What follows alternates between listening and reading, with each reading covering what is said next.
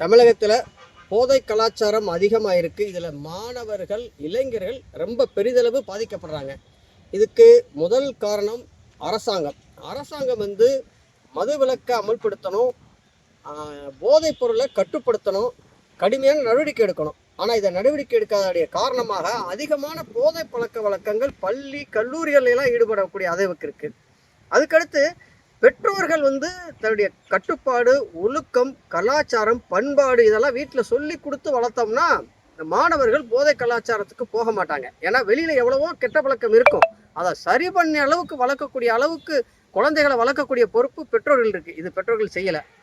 இப்போ இந்த குழந்தைகளுக்கு அளவுக்கு அதிகமான சுதந்திரத்தை கொடுக்கறதுனால அந்த சுதந்திரத்தை தவறான வழியில் பயன்படுத்துகிறாங்கோ அப்படிங்கிற ஒரு இது இருக்கிறனால தான் இந்த கலாச்சாரம் இருக்குது. முதல்ல அரசாங்கம் இதை கட்டுப்படுத்தணும், பெற்றோர்கள் முறைப்படுத்தி வளர்க்கணும்.